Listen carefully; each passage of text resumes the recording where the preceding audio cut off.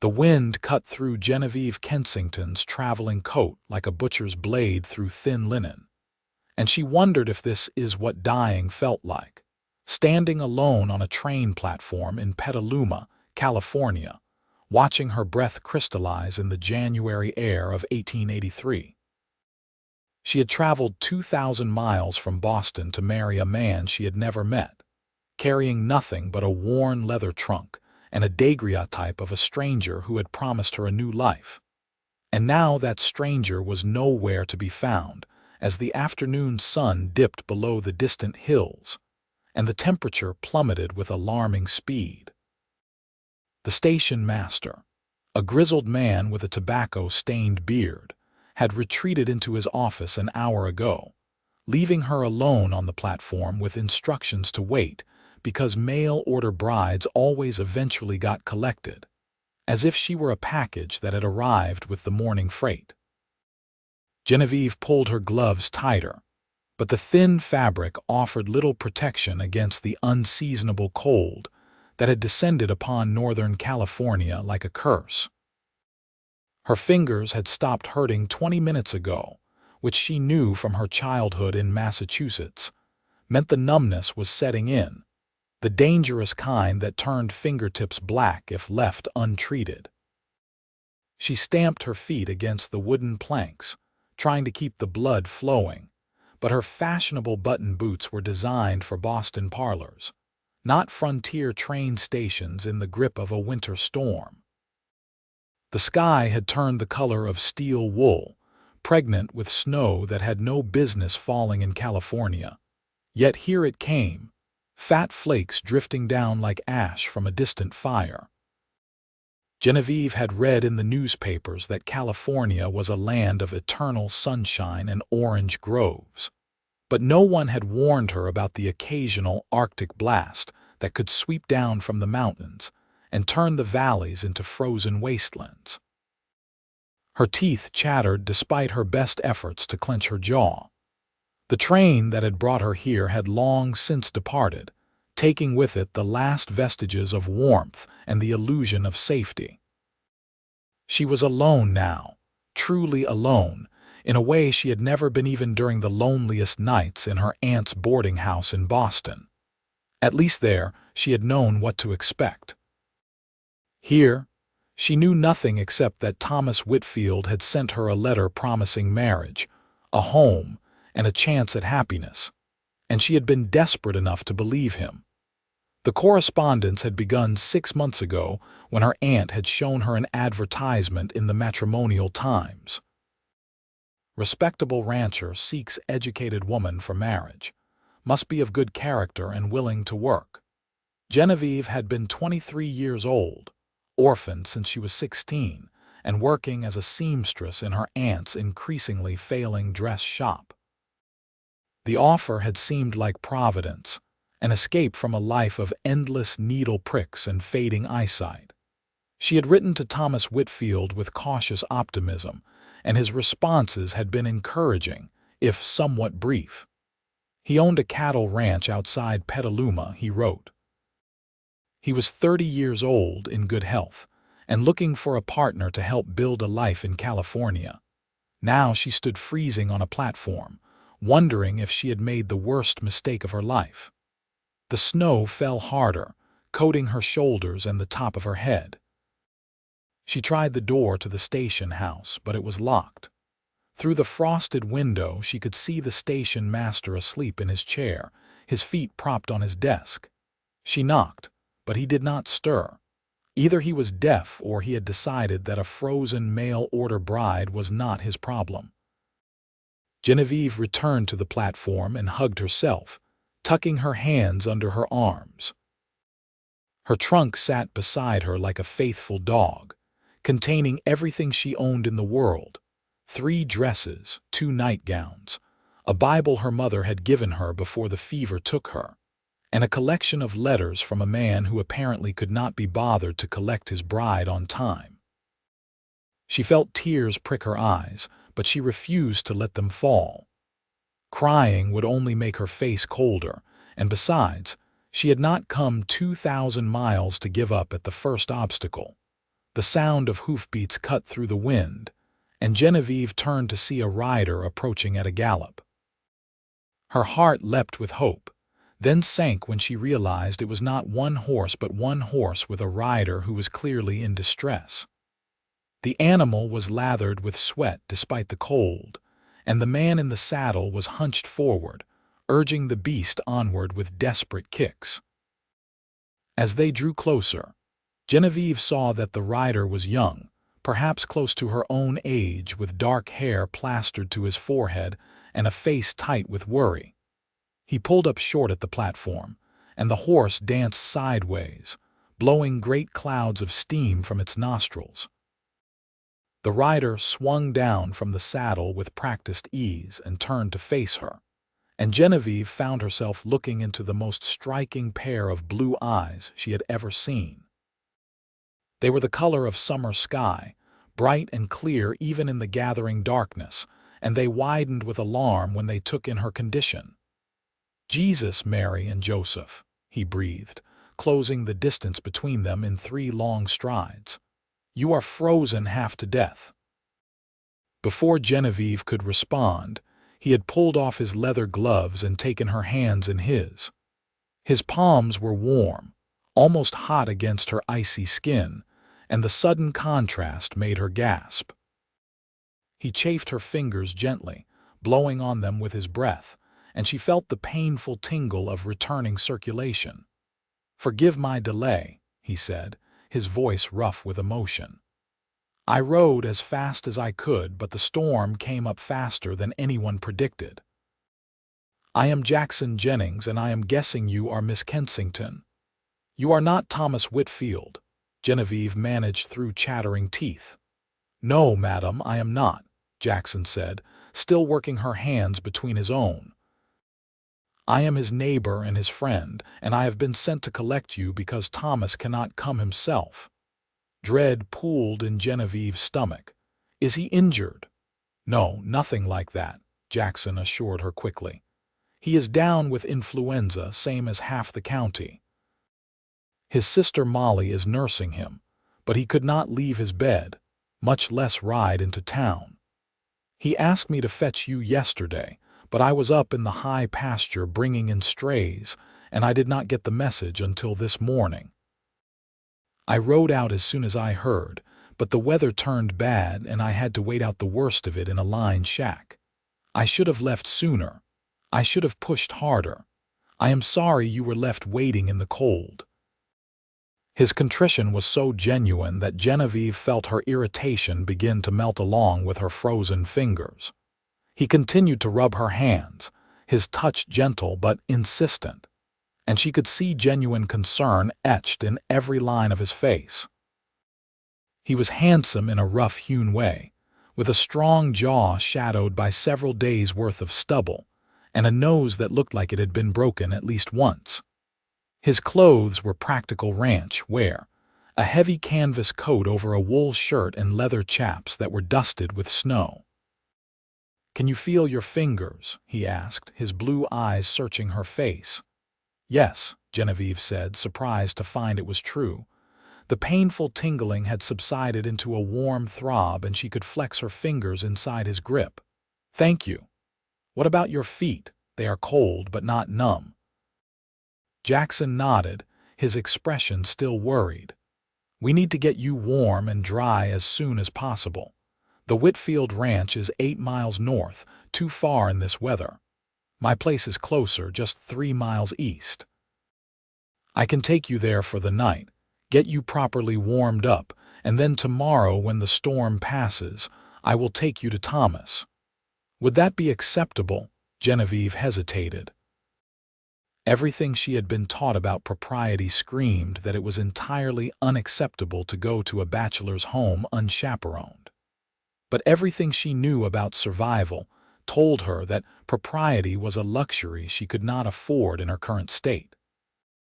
She was already dangerously cold, and if she refused his offer, she might not live to see her wedding day.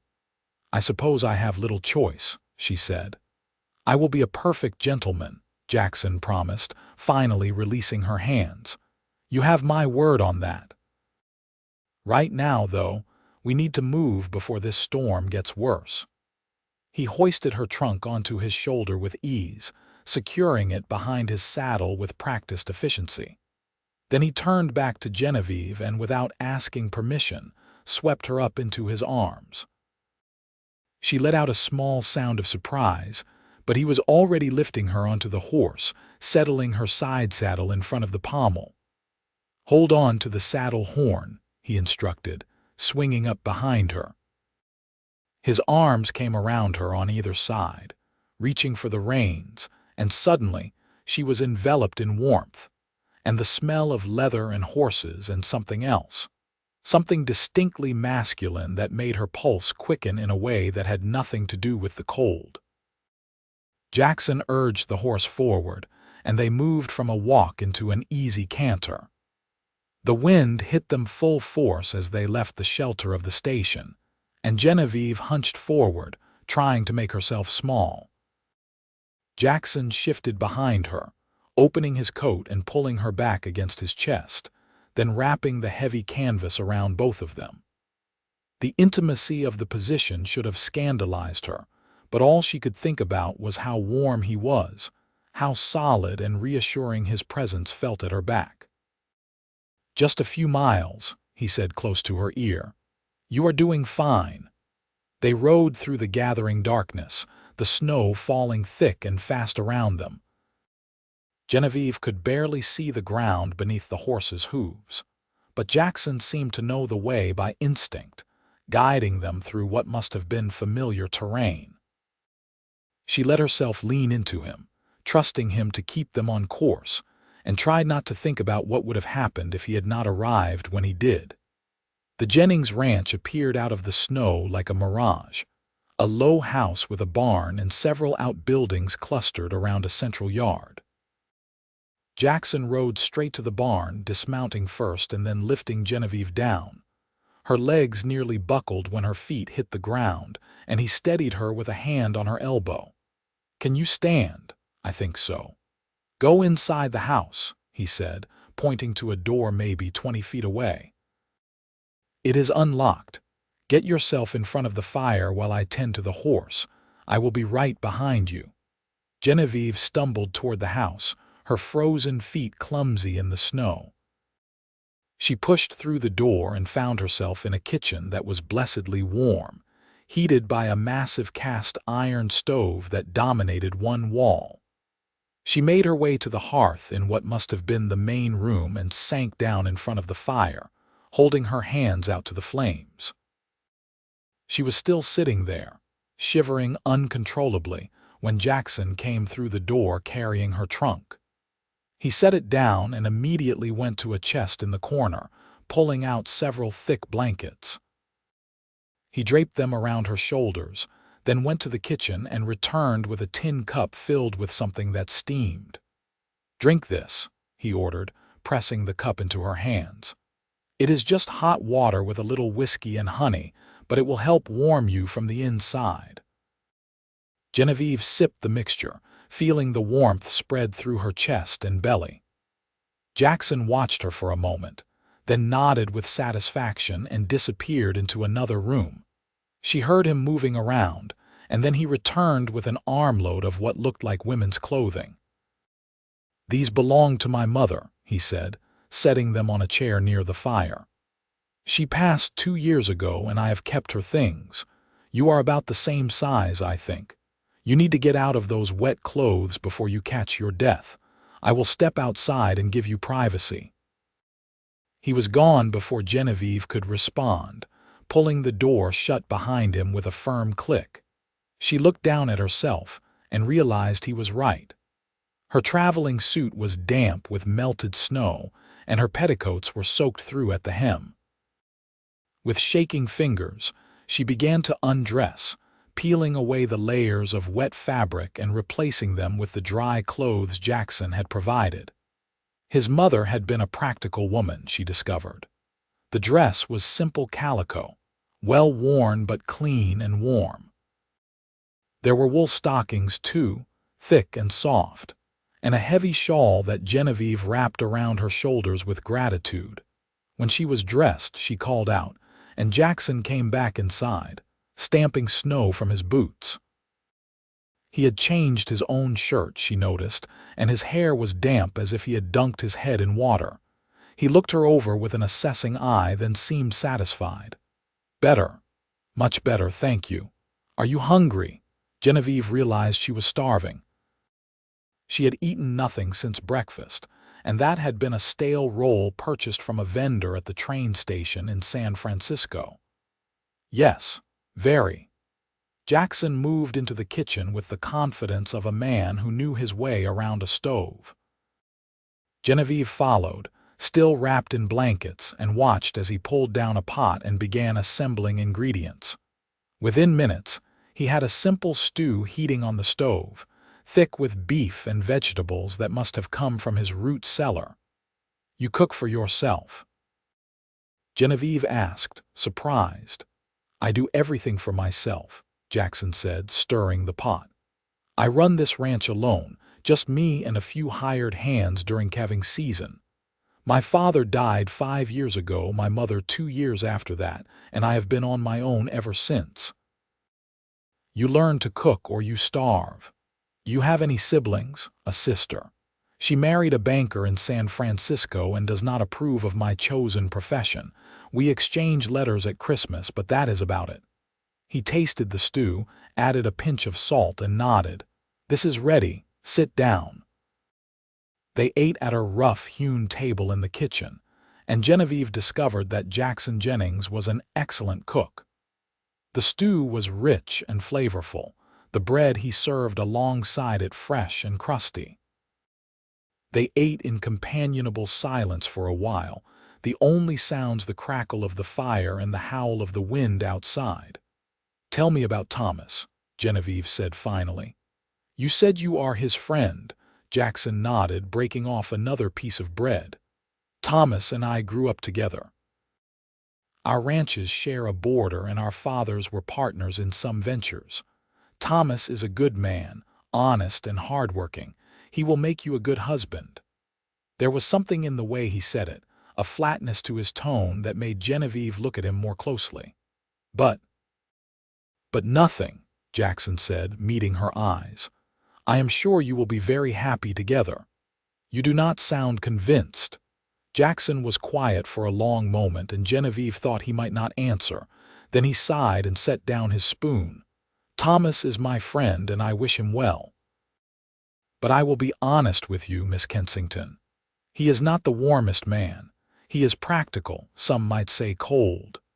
He lost his first wife 3 years ago in childbirth, along with the baby, and I think it hardened something in him.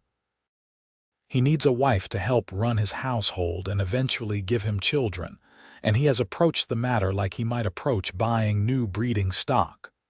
I am not saying he will be cruel to you. He will not. But if you are looking for romance and poetry, you may be disappointed."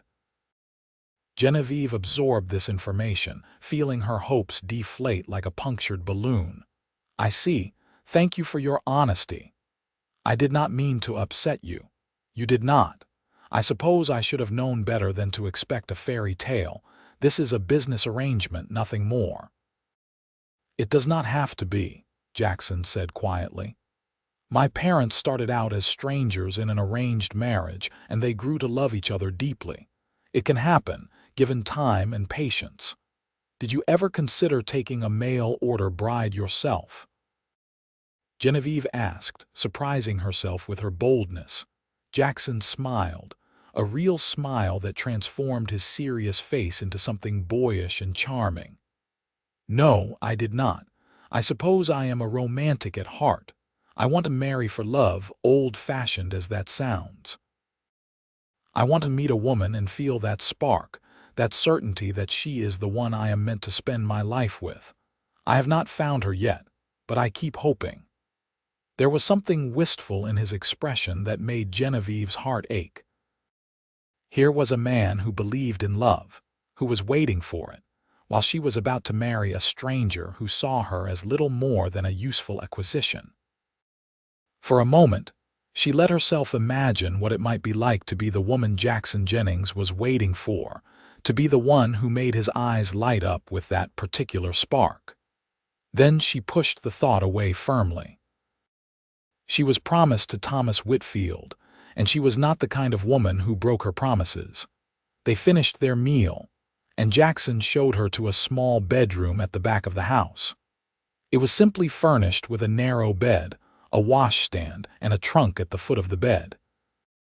"This was my mother's room after my father died," Jackson explained. "She said she slept better alone.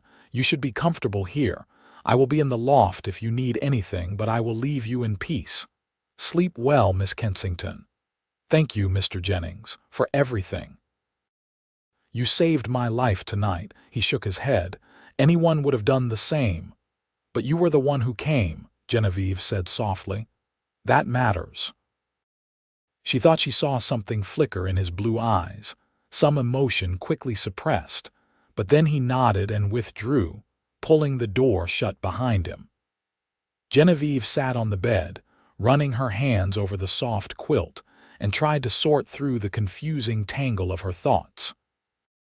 She should be thinking about Thomas Whitfield, her intended husband, but instead, her mind kept returning to Jackson Jennings and the warmth of his hands on hers, the strength of his arms around her on the ride through the storm.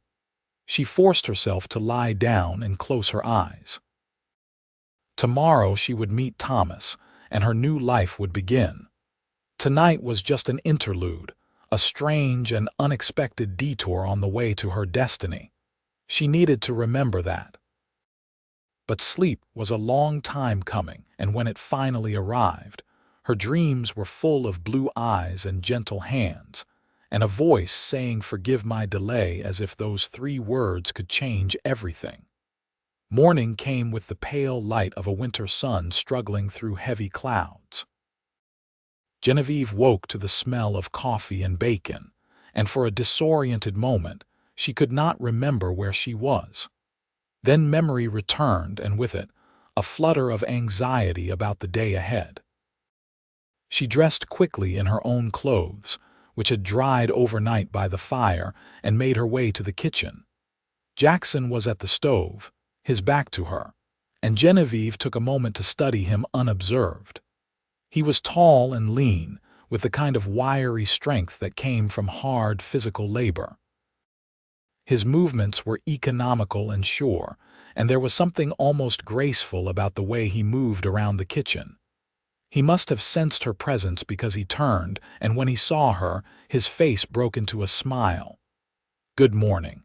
I hope you slept well." "Very well, thank you." "Better than I expected, given the circumstances." "The storm has passed," Jackson said, gesturing toward the window. "The roads should be passable by mid-morning. I will take you to the Whitfield place after breakfast." They ate together again, and Genevieve found herself memorizing small details about him.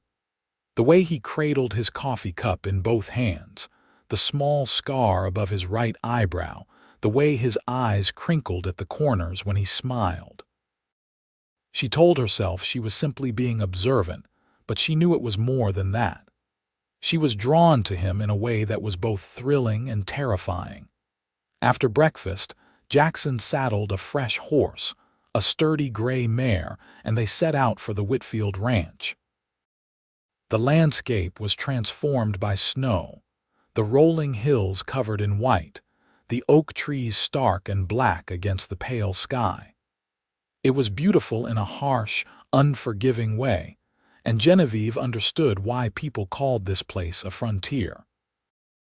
It was wild and untamed, and it demanded strength from those who chose to make their lives here.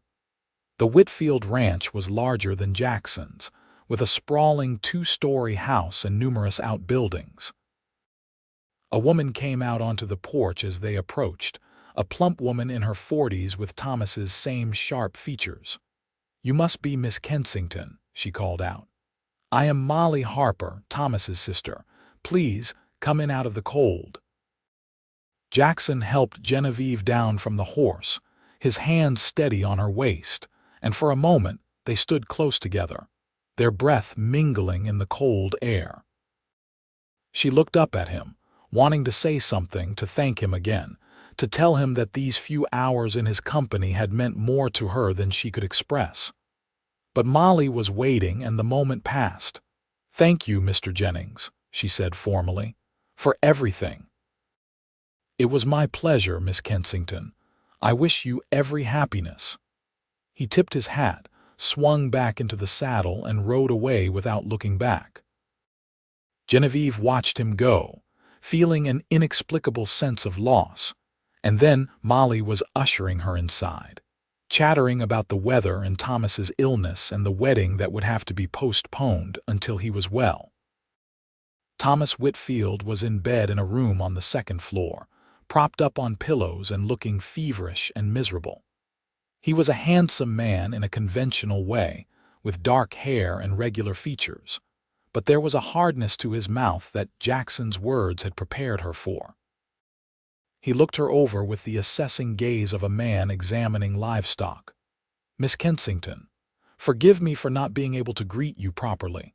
I trust Jackson took good care of you." "He did, yes. He was very kind." "Good.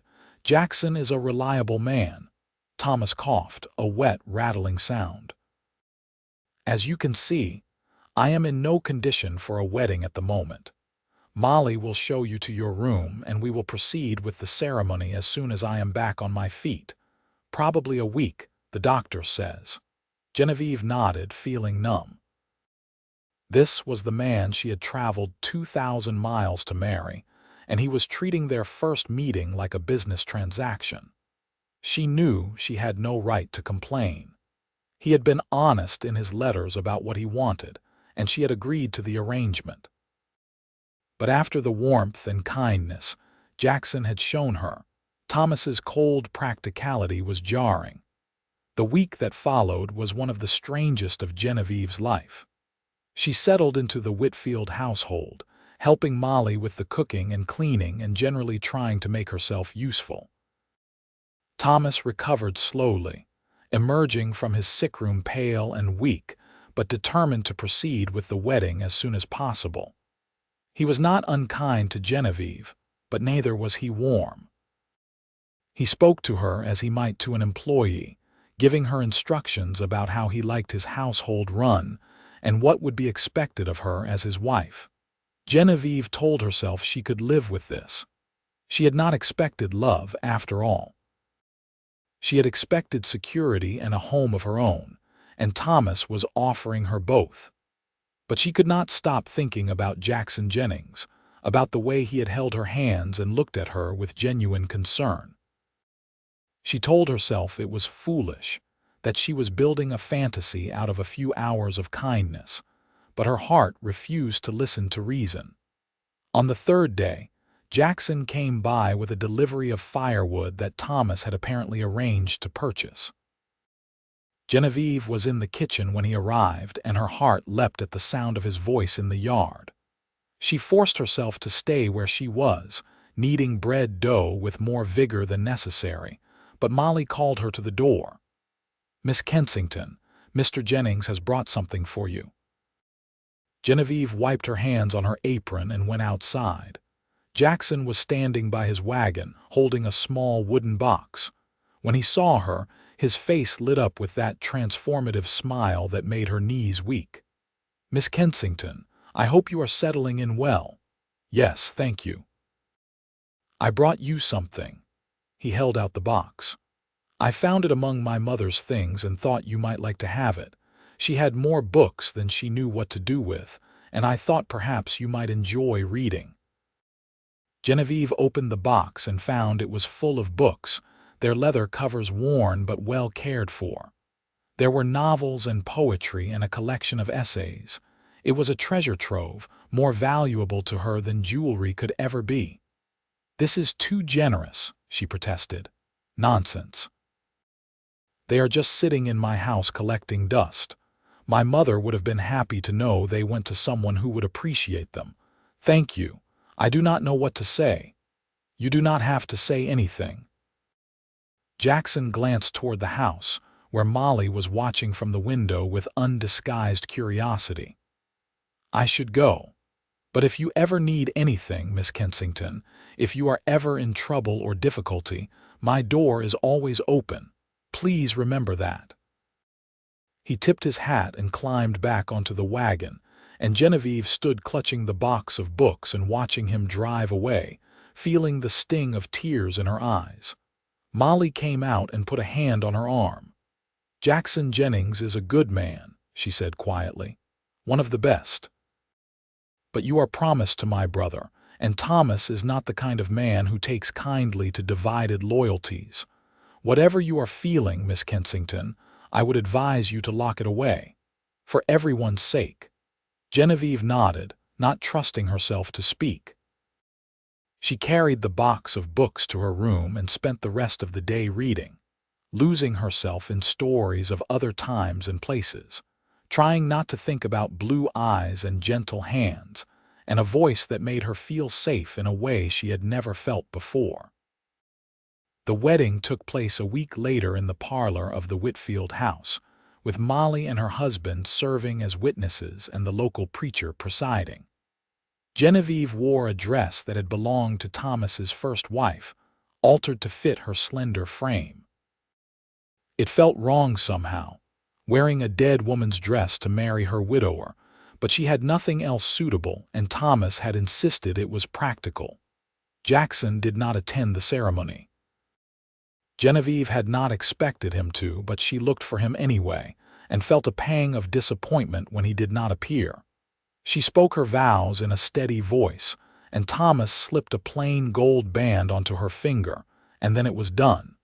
She was Mrs. Thomas Whitfield, mistress of a California cattle ranch, and her old life was officially over. The wedding night was awkward and uncomfortable, a perfunctory exercise that left Genevieve feeling used and disappointed. Thomas was not cruel, but neither was he tender. He took what he considered his due, and then rolled over and went to sleep, leaving her to lie awake in the darkness, staring at the ceiling and wondering if this was all she had to look forward to for the rest of her life. The weeks turned into months, and Genevieve settled into her role as Thomas's wife. She ran his household with efficiency, learning to manage the kitchen garden and the chickens and the endless rounds of cooking and cleaning that frontier life demanded. Thomas was satisfied with her work, and he told her so in the same tone he might use to praise a reliable horse. He was not a bad man, Genevieve reminded herself. He provided for her, he did not mistreat her, and he was working hard to build a successful ranch. Many women had far worse husbands. But she was not happy, and she knew in her heart that she never would be, not with Thomas. He did not want a partner or a companion. He wanted a housekeeper and a brood mare, and Genevieve was fulfilling both roles with increasing resentment. She kept her feelings to herself, smiling and nodding and playing the part of the dutiful wife. But inside, she felt like she was slowly suffocating. She saw Jackson occasionally at church or in town, and each encounter was both a joy and a torment. He was always polite and friendly, but there was a distance between them now, a wall that propriety demanded they maintain. Sometimes, she caught him looking at her with an expression she could not quite read, something that might have been longing or might have been pity. She hated the thought that he might pity her. Spring came, turning the brown hills green and filling the valleys with wildflowers. Genevieve discovered she was pregnant, and Thomas received the news with satisfaction, as if she had accomplished some particularly difficult task. He became even more protective and demanding, insisting she rest more and work less, and Genevieve found herself with time on her hands and a growing sense of restlessness. She began taking long walks around the ranch, partly for exercise and partly to escape the oppressive atmosphere of the house. On one of these walks, she ventured further than usual, following a creek that marked the boundary between the Whitfield and Jennings properties. She was sitting on a large rock, watching the water flow past, when she heard the sound of hoofbeats and looked up to see Jackson riding toward her on his gray mare. He reined in the horse and dismounted, his expression concerned. "Mrs. Whitfield, are you lost?" "No, just walking." "I needed some air." "Does Thomas know you have come this far?" Jackson asked, and there was something sharp in his tone. "I am not a prisoner, Mr. Jennings. I am allowed to walk on my own property." "Of course, I apologize. I did not mean to suggest otherwise."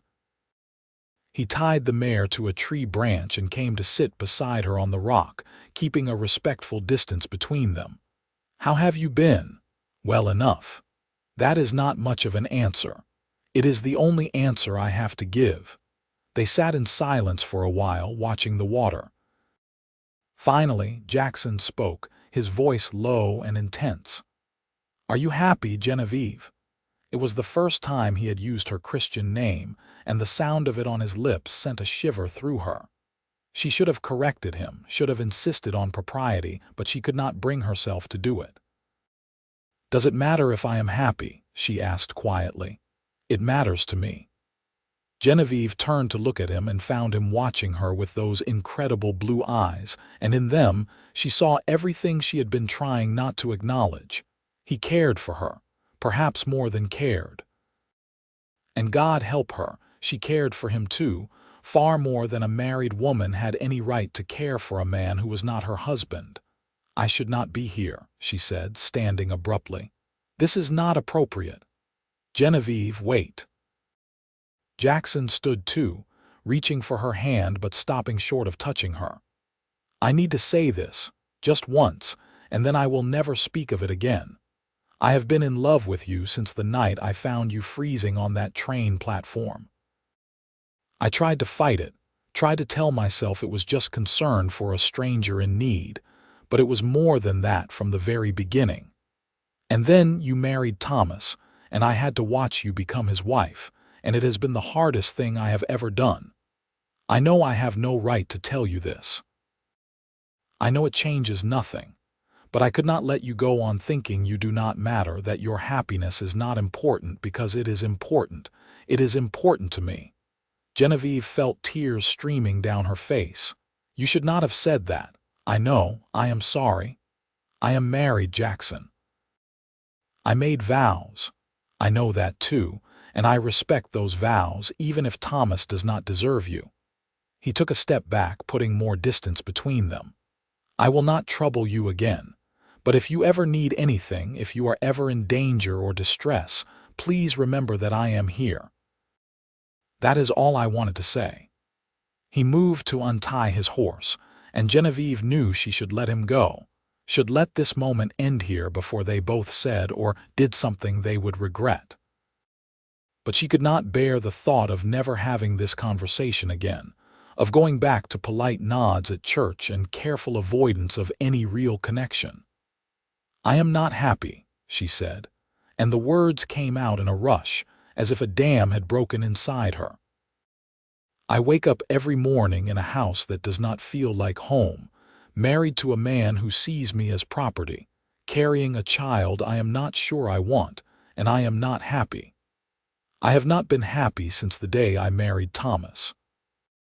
And the worst part, the absolutely worst part, is that I keep thinking about that night at your ranch, about how safe I felt with you, how seen I felt.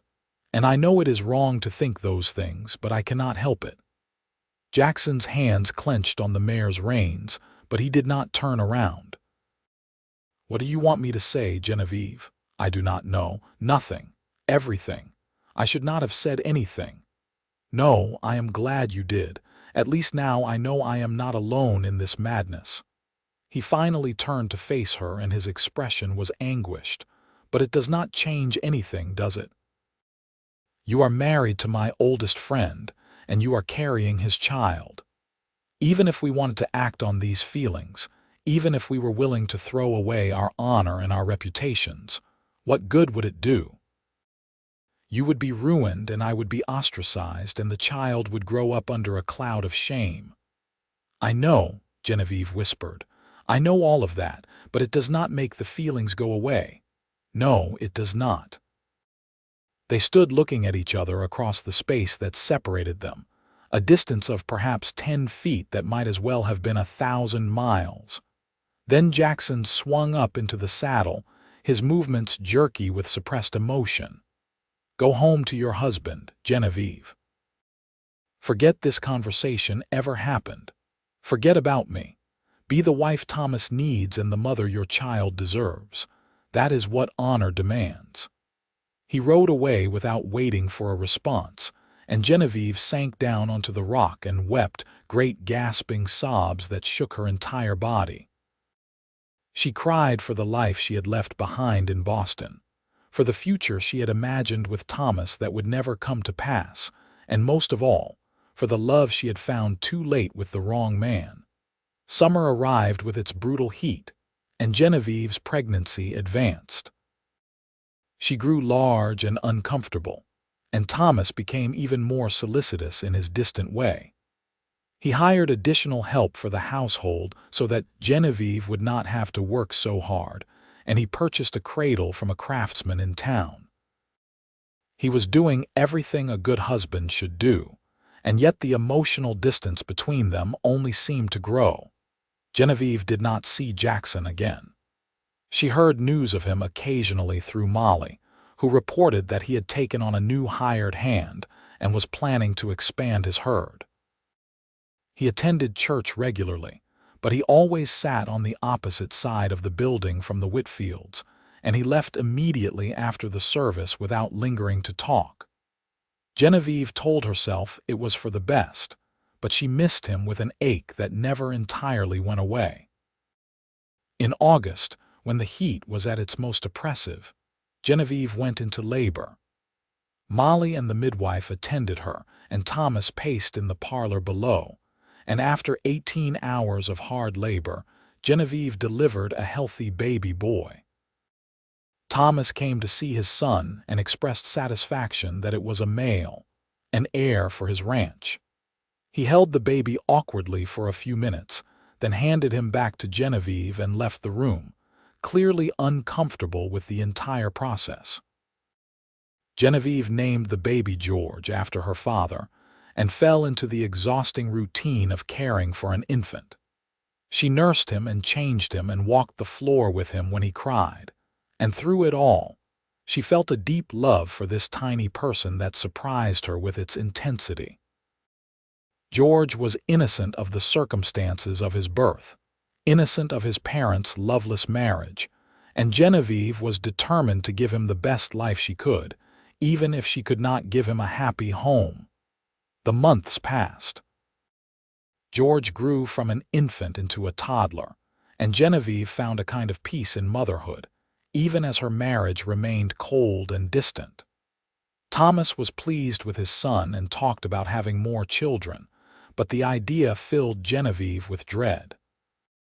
She could not imagine bringing another child into this hollow marriage, could not bear the thought of going through pregnancy and birth again for a man who saw her as little more than a means to an end.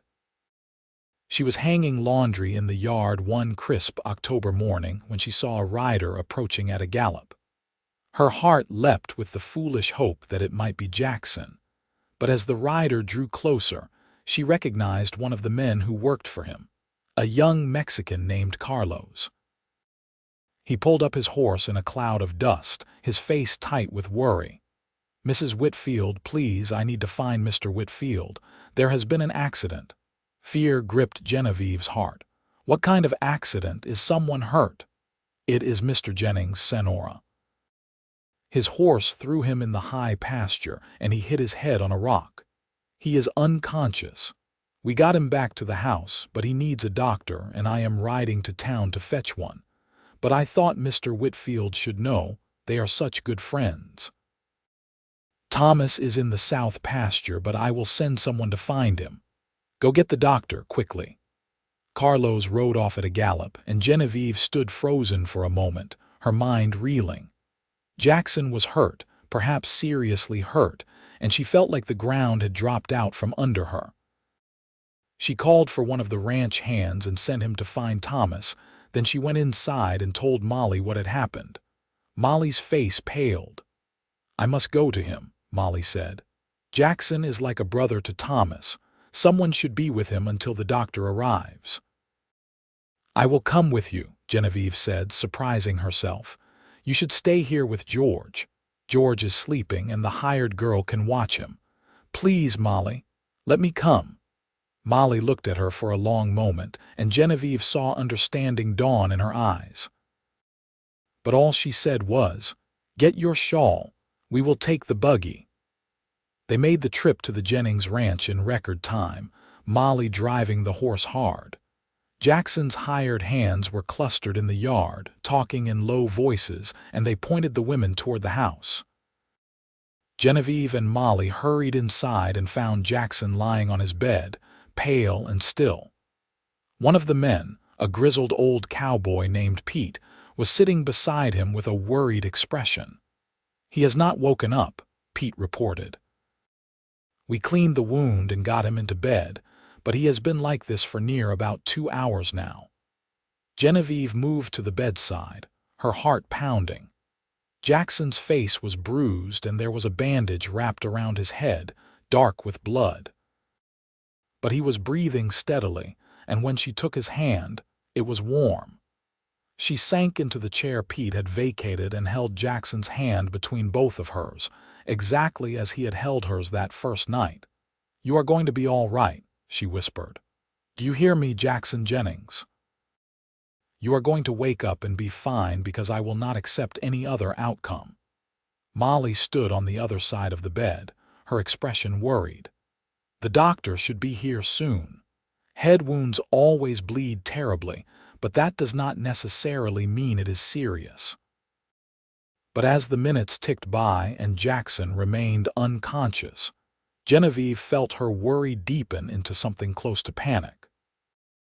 She had spent the past year and a half trying to suppress her feelings for this man, trying to be a good wife to Thomas and forget that night when Jackson had held her and made her feel safe. But now, faced with the possibility of losing him, all her careful defenses crumbled. She loved him. She had loved him from the beginning, and if he died, a part of her would die with him. Thomas arrived just before the doctor, bursting into the house with his face flushed from hard riding. He took one look at Jackson and went pale, then moved to the bedside, pushing Genevieve aside without seeming to notice her. "What happened? Tell me everything." Pete repeated the story, and Thomas listened with a grim expression. The doctor arrived moments later, a competent man in his 50s who shooed everyone out of the room except for Pete to assist him. Genevieve, Molly, and Thomas waited in the main room, the silence broken only by the ticking of the clock on the mantel. After what felt like hours but was probably only 30 minutes, the doctor emerged. "He has a concussion, fairly severe, but I do not believe there is any bleeding inside the skull. The wound itself is not too bad, the bleeding has stopped. He should wake up on his own in the next few hours. When he does, he will need to rest for at least a week, no riding, no physical labor. Someone should stay with him to make sure he does not develop any complications." "I will stay," Thomas said immediately. "Jackson has no family nearby and he would do the same for me." "I can stay too," Molly offered, "at least during the day. And I will help," Genevieve heard herself say. "I can cook and clean while you all are tending to him." Thomas looked at her with something that might have been surprise.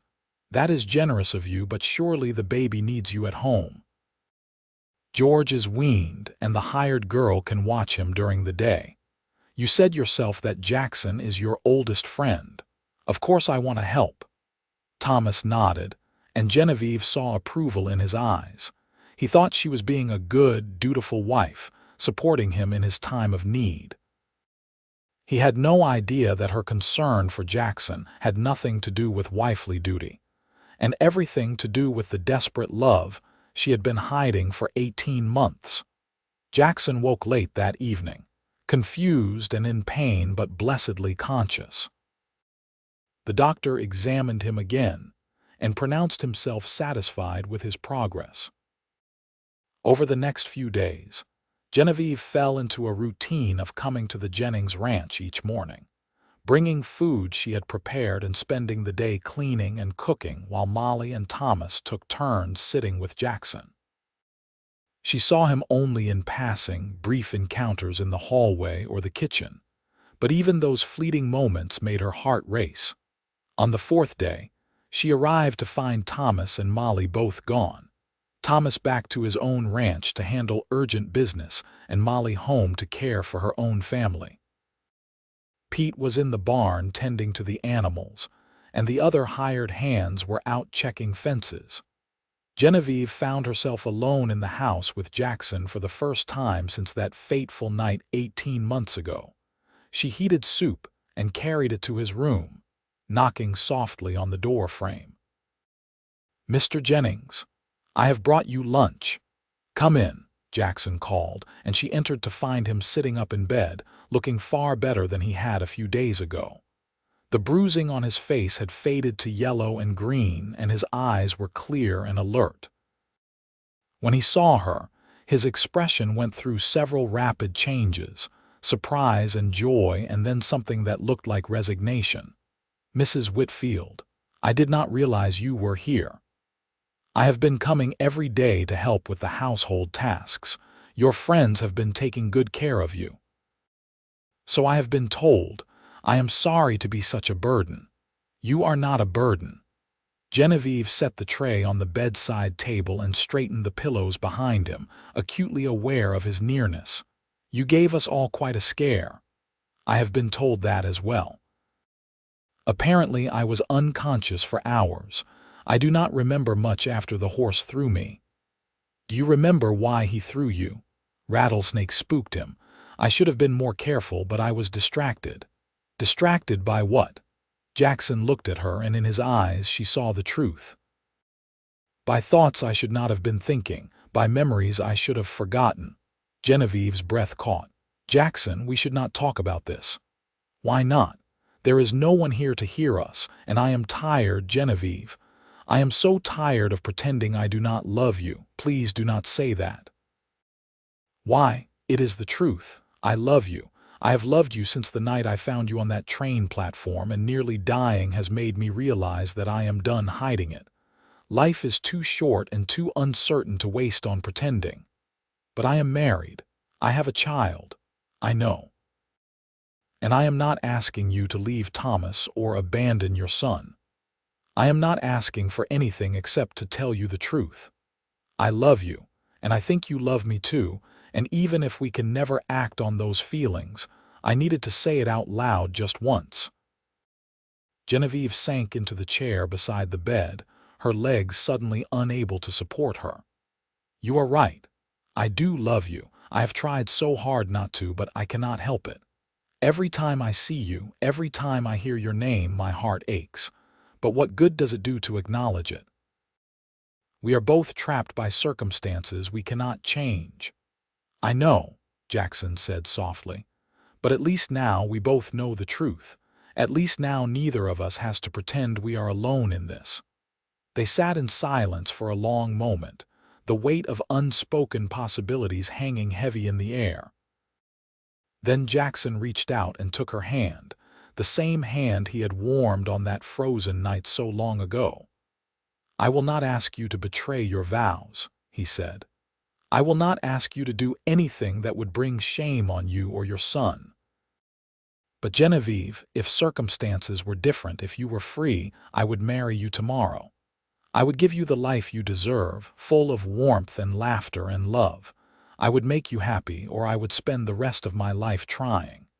Tears streamed down Genevieve's face. "I know you would.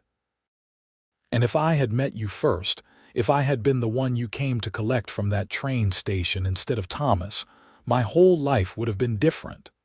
But I cannot go back and change the past. No, we cannot." Jackson brought her hand to his lips and kissed it gently, a gesture so tender it made her heart break. "Then I will settle for this, for knowing that you love me, even if you can never be mine. For these stolen moments when we can be honest with each other. It is not enough, but it will have to be." The sound of hoofbeats in the yard made them both freeze.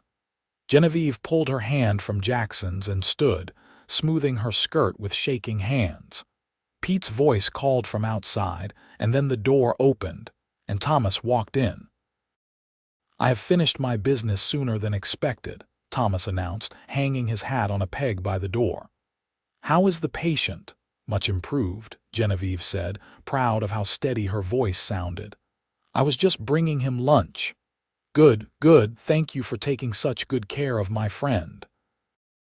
Thomas came into the bedroom and clapped Jackson on the shoulder.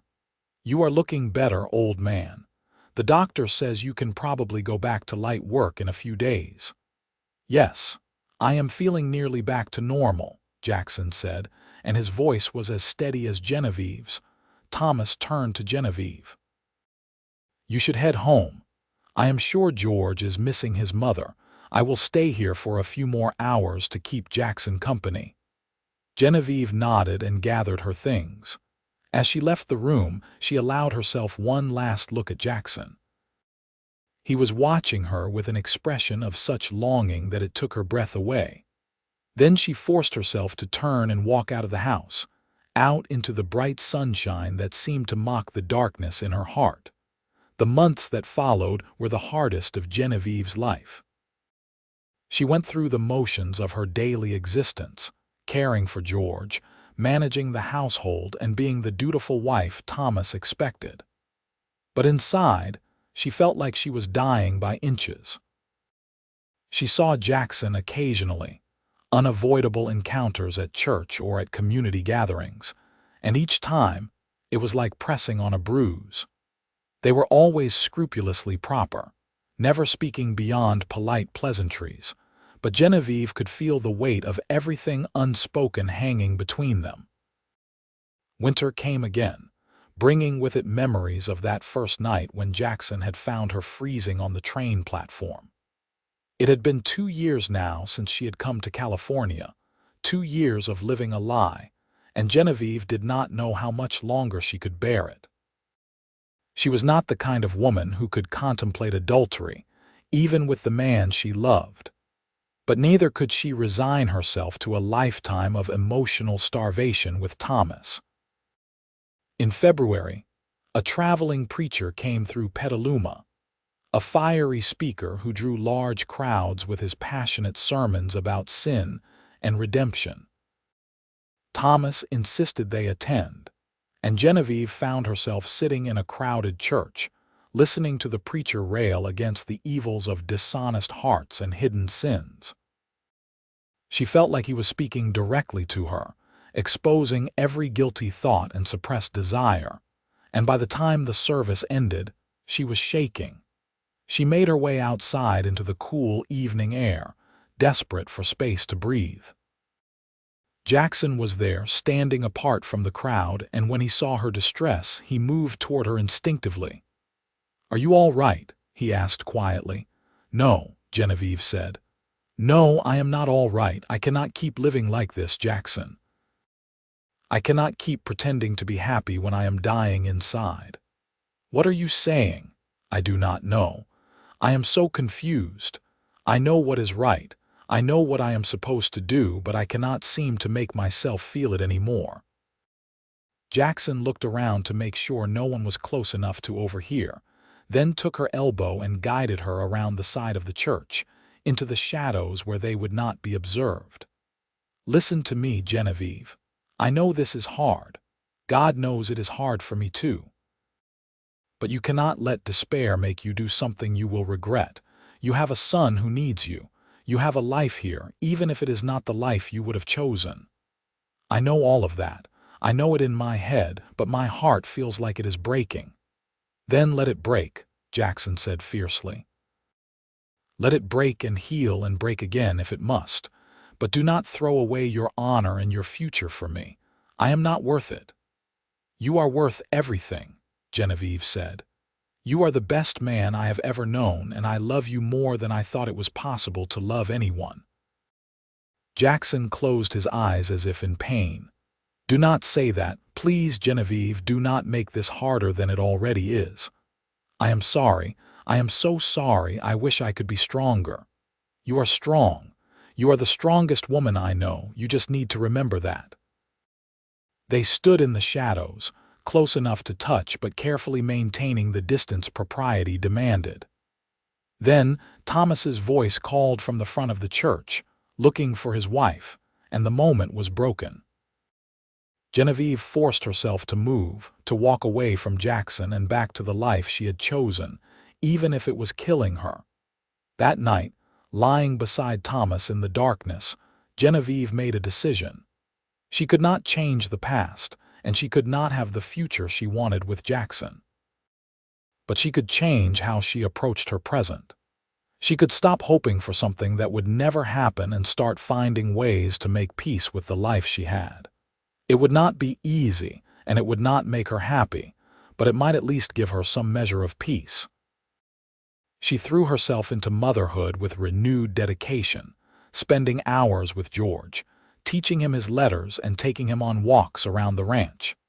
She found she could lose herself in his innocent joy, in his laughter and his endless questions about the world. Thomas noticed her increased attention to their son and approved, even going so far as to compliment her on her maternal skills. "You are a good mother," he said one evening at supper. "George is fortunate to have you." "Thank you," Genevieve said, surprised by the compliment. "I have been thinking," Thomas continued, "that perhaps it is time for us to have another child. George is nearly 2 years old now, and I would like him to have siblings." Genevieve felt her stomach clench. The thought of another pregnancy, another child born into this cold marriage, made her feel physically ill. But she was Thomas's wife, and she had no legal right to refuse him. "If that is what you wish," she said quietly, "it is. A man needs more than one son to help run a ranch. And you are still young enough to give me several more children." That night, Thomas exercised what he considered his marital rights, and Genevieve lay beneath him feeling like she was being buried alive. She thought of Jackson, of the tenderness he had shown her, and felt tears leak from the corners of her eyes. This was her life now, and she would have to find a way to bear it.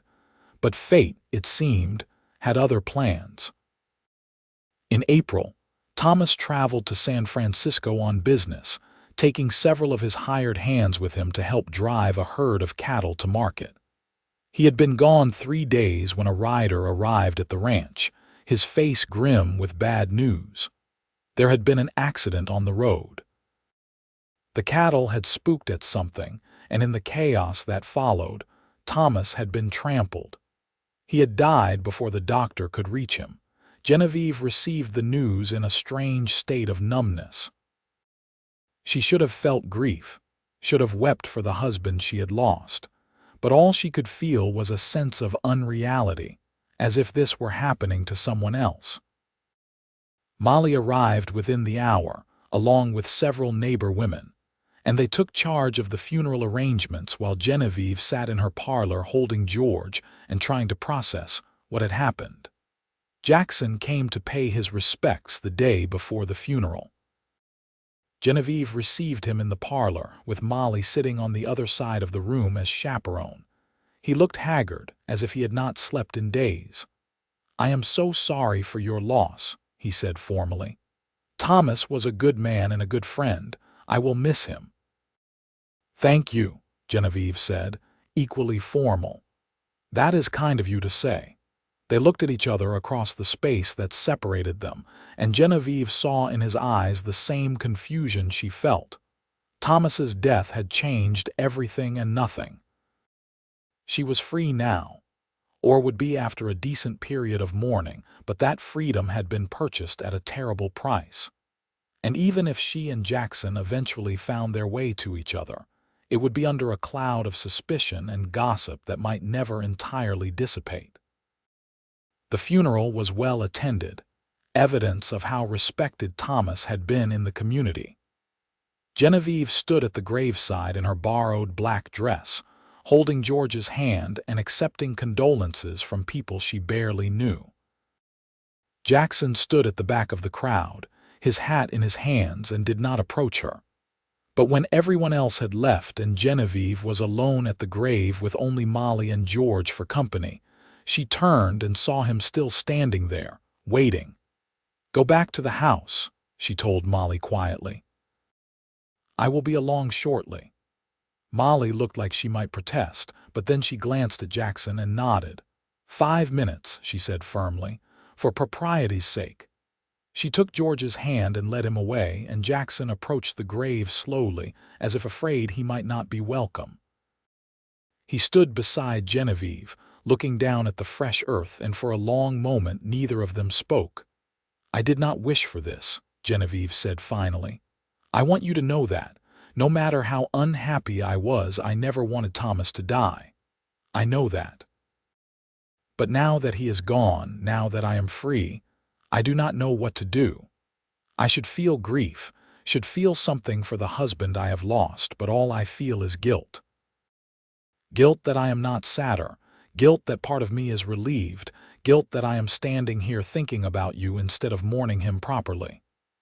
"You are in shock," Jackson said gently. "You have every right to feel confused.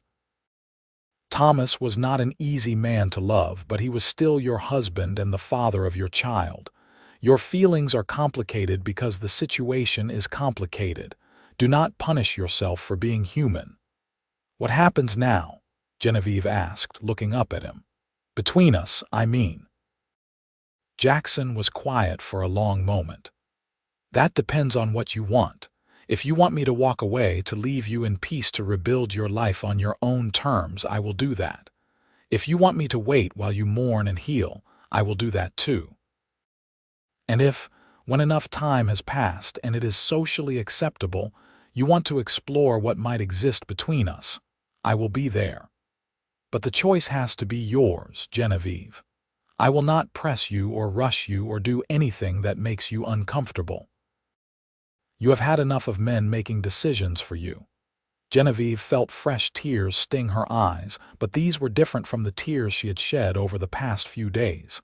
These were tears of gratitude and relief and cautious hope. "I do not want you to walk away," she said, "but I need time. Not because I do not love you, but because I need to figure out who I am outside of being someone's wife. I have been defined by men my whole life, first my father, then my uncle, then Thomas.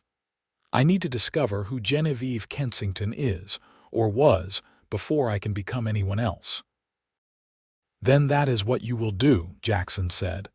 "And I will wait for as long as it takes, 6 months, a year, 5 years if necessary. I have already waited this long. I can wait longer." "Thank you," Genevieve whispered. "Thank you for understanding." Jackson reached out and briefly touched her hand, a gesture so quick anyone watching might have thought it accidental. "I will always understand you, Genevieve. That is what love means." He walked away then, leaving her alone at the graveside with her thoughts and her grief and her complicated, tangled feelings. Genevieve stood there for a long time, looking down at Thomas's grave, and finally, she felt the tears come. Proper tears of grief and regret and sorrow for all the things that might have been if circumstances had been different. The year that followed was one of transformation for Genevieve. With Molly's help, she took over the running of the Whitfield ranch, discovering a head for business she had never known she possessed. She learned to negotiate with buyers, manage hired hands, and make the 1,000 daily decisions required to keep a working ranch profitable. It was hard work, far harder than anything she had done as Thomas's wife, but it was also deeply satisfying. For the first time in her life, she was making her own choices and reaping the consequences, good and bad. George thrived under his mother's care, growing into a bright, curious boy who asked endless questions and followed her everywhere. Genevieve told him stories about his father, choosing to remember Thomas's good qualities rather than dwell on the difficulties of their marriage. Whatever else Thomas had been, he had given her George, and for that, she would always be grateful. She saw Jackson regularly during that year, unavoidable encounters at church and town meetings and the occasional ranch business that brought them together. They were always scrupulously proper, careful never to do anything that might start tongues wagging. But there was a warmth between them now, a quiet understanding that needed no words. Jackson was keeping his promise, giving her the time and space she needed, and Genevieve loved him more for his patience than she had for anything else. As the first anniversary of Thomas's death approached, Genevieve began to think seriously about the future.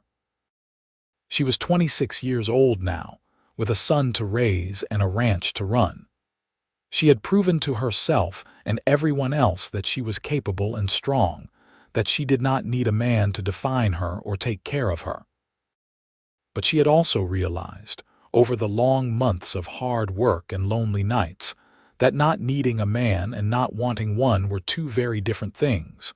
She wanted Jackson Jennings. She wanted his strength and his kindness and his steadfast love. She wanted to wake up beside him every morning and fall asleep in his arms every night. She wanted to give George a father who would love him not as an heir but as a son. And perhaps, if God was willing, she wanted to give Jackson children of his own. She had mourned Thomas and made her peace with the past. Now she was ready to embrace the future. The question was, how to proceed. She could not simply show up at Jackson's door and announce her intentions. There were protocols to follow, a proper period of mourning to observe, and the ever-present specter of community judgment to consider. Despite her newfound independence, Genevieve was still a woman in 1884, and her choices were constrained by social expectations she could not entirely ignore. In the end, it was Molly who provided the solution. She came to visit one afternoon in early March and found Genevieve in the kitchen, staring at a letter she had been trying to write for the past hour. "What is that?" Molly asked, peering over her shoulder. "Nothing.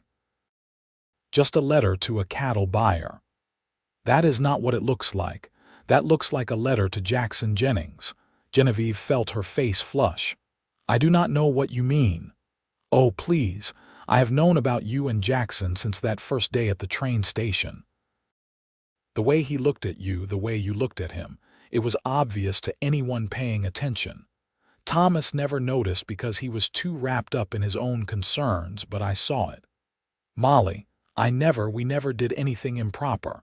I was faithful to Thomas. I know that. I am not accusing you of anything.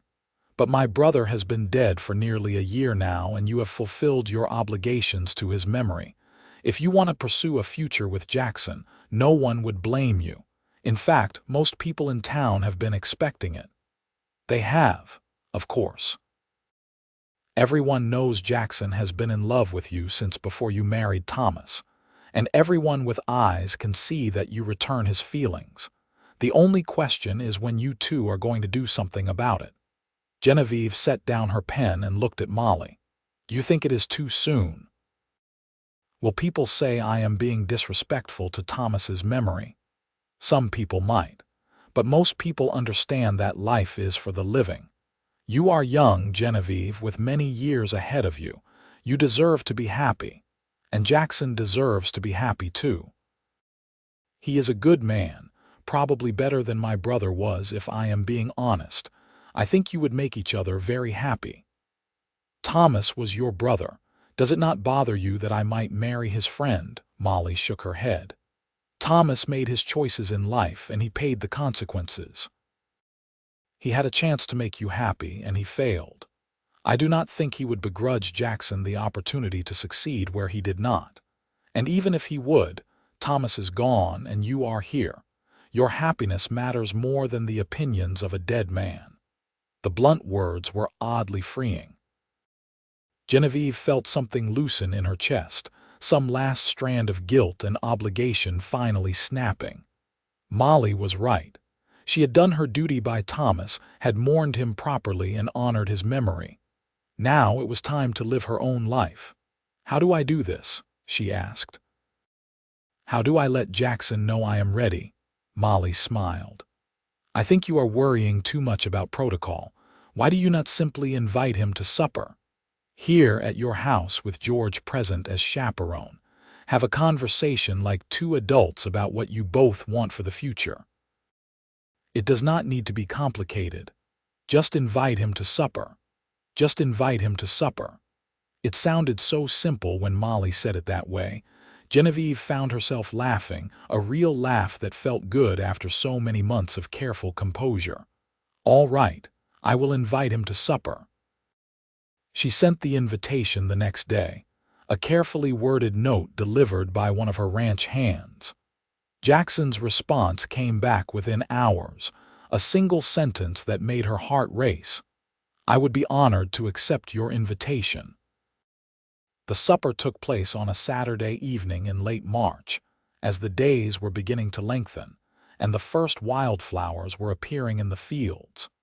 Genevieve spent the entire day cooking, preparing Jackson's favorite foods based on the things she had learned about him over the past 2 years. She made beef stew and fresh bread, and an apple pie that filled the house with the smell of cinnamon and sugar.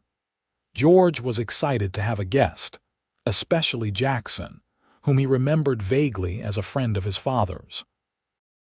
Genevieve dressed him in his best clothes and gave him strict instructions to be on his best behavior, then changed into her own best dress, a simple gray gown that was appropriate for a widow but still flattering. Jackson arrived exactly on time, riding up to the house just as the sun was setting. He had clearly made an effort with his appearance, wearing a clean shirt and a vest, his dark hair slicked back and his face freshly shaved. He carried a small bouquet of wildflowers which he presented to Genevieve with a shy smile. I know it is not much, but I thought you might like them.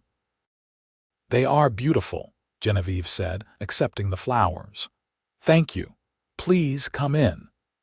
The evening was everything Genevieve had hoped it would be and more. Jackson was wonderful with George, playing with him before supper and listening with genuine interest to his childish chatter. Over the meal, they talked about the ranches, about the town, about everything and nothing, falling into an easy conversation that felt as natural as breathing. After supper, Genevieve put George to bed, and when she returned to the parlor, she found Jackson standing by the window, looking out at the darkening sky. He turned when he heard her enter, and the expression on his face took her breath away. It was full of longing and hope and barely restrained emotion. Thank you for inviting me, he said. This evening has been wonderful. I am glad you came. Genevieve closed the distance between them, her heart pounding. Jackson, I did not invite you here just to have supper. I wanted to talk to you about something important. I am listening. It has been almost a year since Thomas died. I have spent that time learning who I am and what I want out of life. And what I want, more than anything, is you. I love you, Jackson Jennings. I have loved you since that night you found me freezing on the train platform, and I am done denying it or hiding it or pretending it does not exist. If you still want me, if you still feel the same way you did a year ago, then I am ready to move forward. I am ready to build a life with you.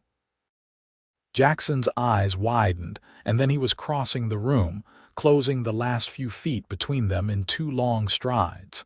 He took her face in his hands, his touch so gentle it made her want to weep. I still feel the same way, he said, his voice rough with emotion. I will always feel the same way. I love you, Genevieve. I have loved you from the beginning, and I will love you until the day I die. Nothing would make me happier than to build a life with you and George. Then ask me, Genevieve whispered. Ask me properly. Jackson smiled, that transformative smile that lit up his entire face, and then he dropped to one knee, still holding one of her hands. Genevieve Kensington Whitfield, would you do me the extraordinary honor of becoming my wife? Would you let me spend the rest of my life trying to make you happy? Yes, Genevieve said, tears streaming down her face. Yes, 1,000 times yes. Jackson stood and pulled her into his arms, and finally, after 2 long years of waiting and wanting, he kissed her. It was everything a first kiss should be, tender and passionate and full of promise. Genevieve felt like she was coming home, like all the broken pieces of her heart were finally being put back together. When they finally broke apart, both breathing hard, Jackson rested his forehead against hers. "I will be good to you," he promised. "I will be good to George. I will give you the life you deserve, the happiness you have been denied. This I swear." "I know you will," Genevieve said. "I trust you completely." They were married 6 weeks later in a quiet ceremony at the church, with Molly and her husband standing as witnesses. Genevieve wore a simple cream-colored dress, and Jackson wore his best suit, and when they spoke their vows, there was not a dry eye in the small gathering of friends and neighbors. George stood between them, holding a small pillow with the rings, beaming with pride at his important role in the ceremony. After the wedding, Jackson moved into the Whitfield ranch house, which was larger than his own. They combined their herds and their properties, creating one of the most successful ranches in the county. But more important than the financial success was the happiness they found together. Jackson was everything Thomas had not been: warm, affectionate, patient, and endlessly supportive of Genevieve's independence and ambitions. He was also a wonderful father to George, never trying to replace Thomas but simply being a steady, loving presence in the boy's life. George blossomed under Jackson's attention, and within months, he was calling Jackson Papa as naturally as if he had always been there. A year after their wedding, Genevieve gave birth to a daughter they named Sarah. She had Jackson's blue eyes and Genevieve's dark hair, and she was the most beautiful thing either of them had ever seen. Jackson held his daughter with tears streaming down his face, marveling at the tiny miracle they had created together. "I never thought I would have this," he said, looking at Genevieve with such love it made her heart ache. "A wife I love, children, a family. I had given up hoping for it." "We both had given up hoping," Genevieve said, reaching for his hand. "But sometimes the things we stop hoping for are exactly what we need." 2 years later, they had another child, a son they named Jacob. George was thrilled to have a little brother, and he took his role as big brother very seriously, helping to care for the baby and teaching him everything he knew.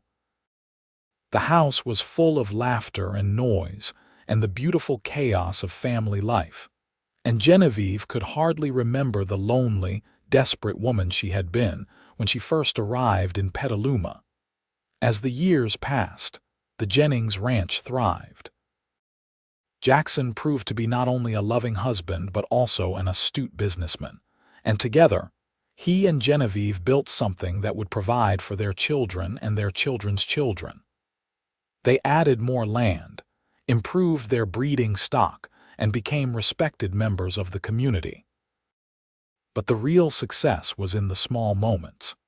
Jackson teaching George to rope cattle, Genevieve reading bedtime stories to Sarah and Jacob, the family sitting around the dinner table sharing the events of their day, and the quiet evenings when the children were asleep, and Jackson and Genevieve sat on the porch watching the sun set over the hills, his arm around her shoulders and her head resting on his chest.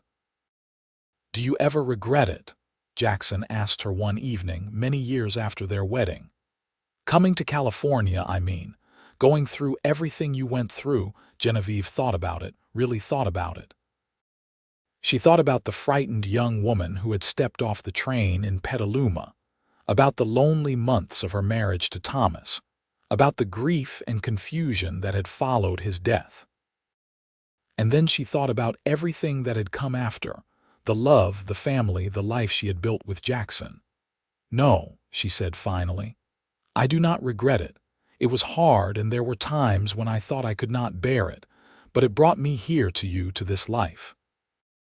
and I would go through it all again if I knew this was where I would end up.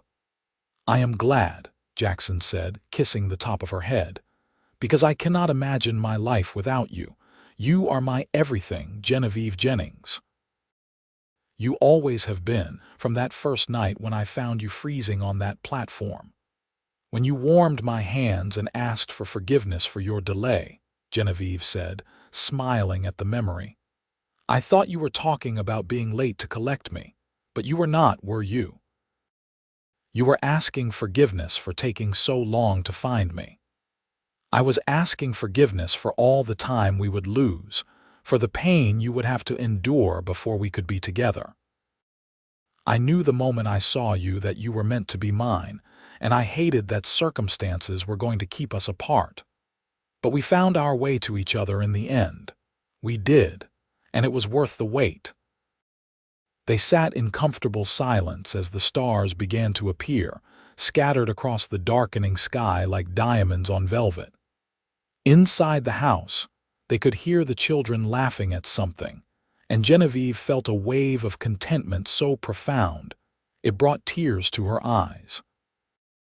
This was happiness, real and true and hard-won.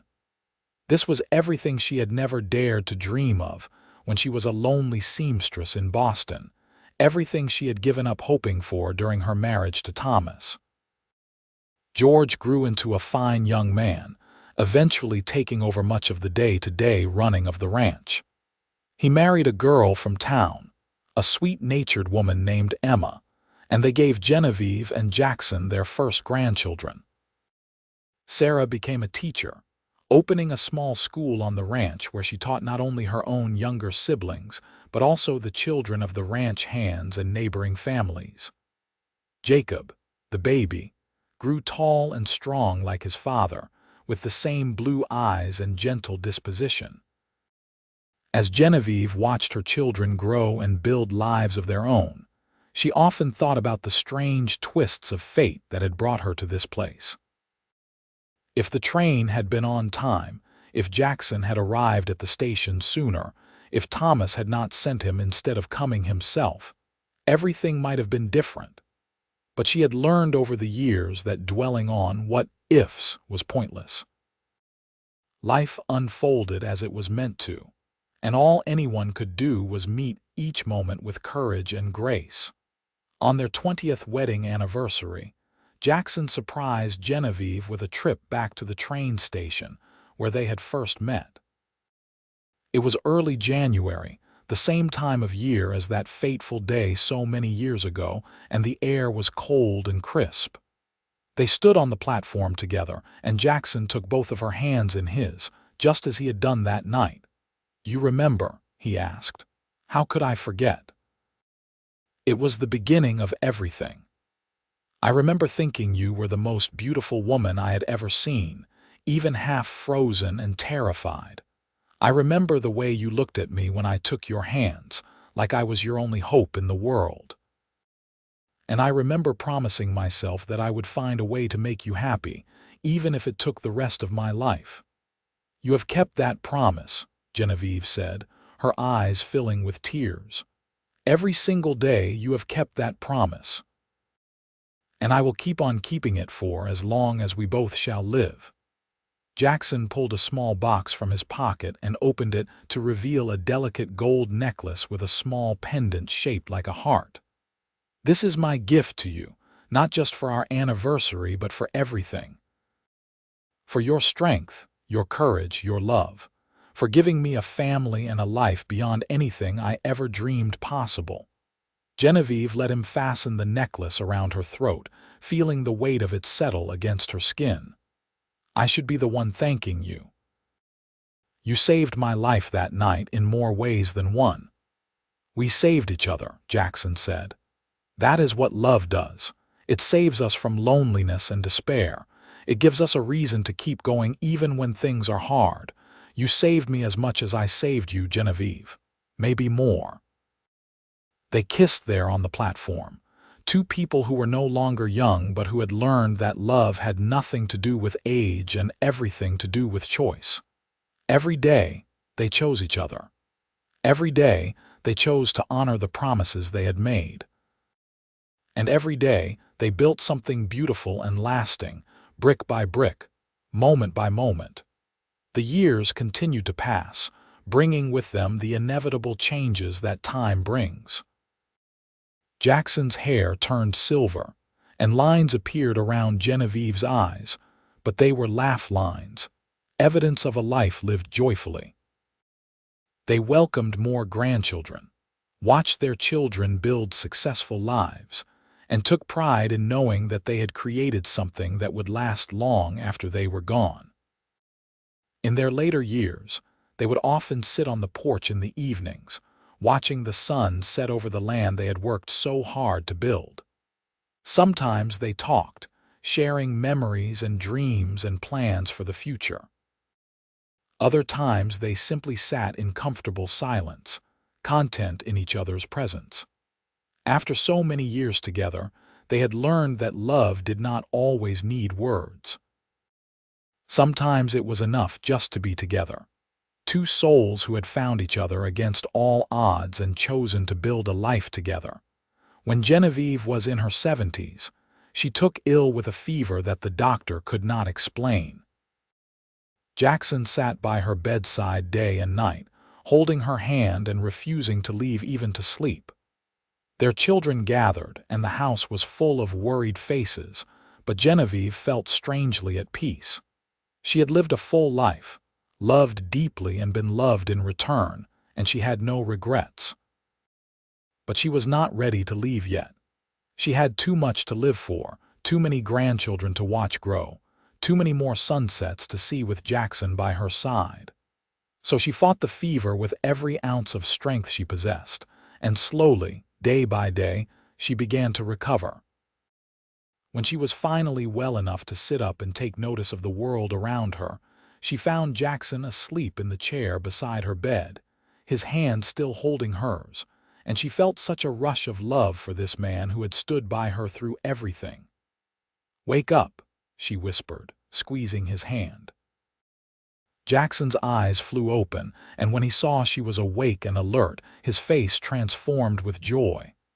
"Genevieve, thank God, I was so worried." "I am not going anywhere yet," she promised. "I still have too many things to do, too many years to spend with you." "Good. Because I am not ready to let you go. I will never be ready to let you go." They had many more good years together after that, years filled with the simple pleasures of a life well lived. They attended weddings and christenings, celebrated holidays and birthdays, and watched their family grow and flourish. And through it all, they never forgot the strange beginning of their love story. Never forgot that night when Jackson had found her freezing on a train platform and warmed her hands and asked for forgiveness for his delay. It had been a delay that changed everything. A twist of fate that had seemed like a disaster at the time, but had ultimately led them both to exactly where they were meant to be. Genevieve often thought about the scared young woman she had been, the one who had traveled 2,000 miles to marry a stranger. She wanted to reach back through time and tell that woman not to be afraid, that everything would work out in ways she could never imagine, that the cold and fear and uncertainty would all be worth it in the end. But of course, she could not do that. She could only live her life forward, making the best choices she could with the information she had, and trusting that love would find a way. And it had found a way. Against all odds, against social conventions and circumstances and timing that seemed determined to keep them apart, love had found a way. On their 50th wedding anniversary, the family threw a grand celebration at the ranch. Children and grandchildren, and even a few great-grandchildren gathered to honor the couple who had built this legacy. There was food and music and dancing, and at one point, Jackson led Genevieve out onto the makeshift dance floor and they swayed together to a waltz, moving more slowly than they once had but with no less love. 50 years, Genevieve marveled. How is that possible? It feels like yesterday that we got married, and yet it also feels like we have been together forever. Because we were meant to be together forever, Jackson said. From that very first night we were meant for this. Every moment, good and bad, has led us here. I love you, Genevieve said, the words as true and powerful as they had been the first time she had spoken them. I will love you for whatever time we have left, and beyond that into whatever comes next. And I love you, Jackson replied. More than words can say, more than actions can show. You are my heart, Genevieve Jennings. You always have been.